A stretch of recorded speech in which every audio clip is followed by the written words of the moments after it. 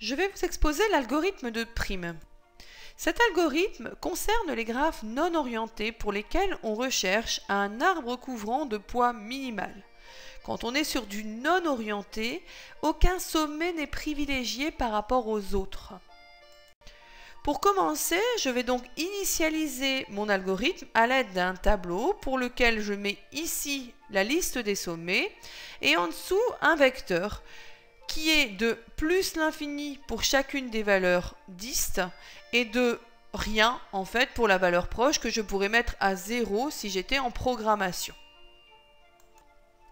Je vais commencer par choisir un sommet. Comme aucun n'est privilégié, je peux choisir celui que je veux. Par commodité, j'ai choisi A. Je vais le placer en rouge pour me rappeler que ça ne sert plus à rien de changer cette colonne-là. Le A ne le choisissant plus, eh bien je n'ai plus besoin d'aller le modifier. Je vais mettre à jour les différents voisins possibles de A.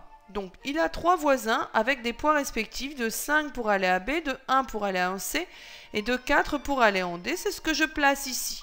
Je rappelle que c'est à partir du A que j'ai mis ces poids-là. C'est pour ça que c'est le A ici qui est placé à chaque fois. J'ai fini avec le 1, je choisis celui qui est le plus petit parmi ceux que j'ai cités. Donc ici ce sera C. C'est celui-là qui va me servir de voisin suivant. Pour le C, eh bien, je vais regarder quels sont ses voisins possibles, sauf ceux qui ont déjà été cités. Donc le A, je ne m'en inquiète plus. Je regarde donc qu'il y a le B, avec une valeur de 2 pour mener au B, qui est meilleur que le 5 que j'avais à l'origine pour le A. Je vais remarquer le D, il y a un poids de 6. Or, dans mon D, j'avais 4 par rapport à A. Donc, c'est plus intéressant, puisque c'est bien un minimum qu'on recherche, de garder le 4 par rapport à A. Je peux aller en E avec 6, ce que je note ici. Et je vais en F avec 7, ce que je note ici. Voilà. Donc, j'ai à la fois des nouveaux, certains que je n'ai pas touchés alors que j'aurais pu, parce que j'ai gardé le minimum. Et puis, ceux que j'ai mis à jour pour avoir la valeur minimale. Je vais recommencer mon algorithme parce qu'après c'est toujours la même chose. C'est quoi? C'est de dire je recherche le minimum de la ligne. Ici le minimum il est sur B, ici avec le 2C. Ensuite, une fois que j'ai le minimum, eh bien je mets à jour les différents voisins possibles, donc du sommet B qui a été sélectionné. Je regarde, il avait A qui est déjà cité, C qui est déjà cité, E avec un poids de 6, mais j'avais déjà 6 avec C, donc pourquoi aller changer? Et D avec un poids de 5, et j'avais donc 4 avec A, donc je ne vais toujours pas changer le D. Voilà. Donc ici, le B n'a servi à rien, mais ce n'est pas grave.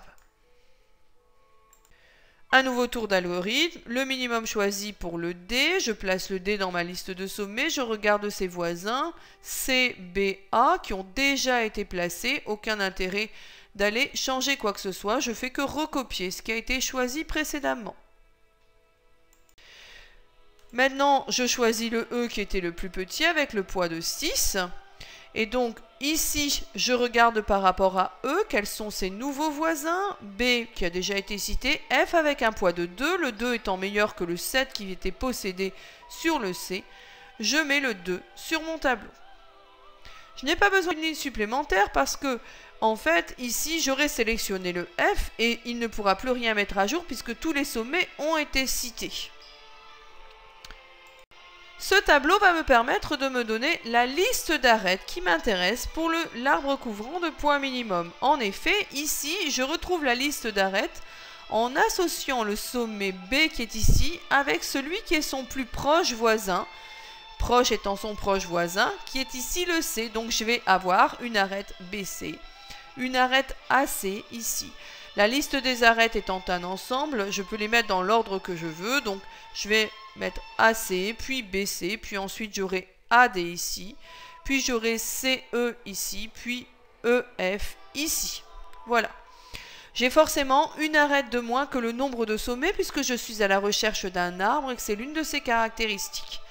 Avec le tableau, je suis aussi capable de calculer le poids de l'arbre couvrant en gardant ce que j'ai gardé, enfin ce que j'ai écrit en rouge. Donc 2 plus 1 plus 4 plus 6 plus 2, j'obtiens un poids de l'arbre qui vaut 15.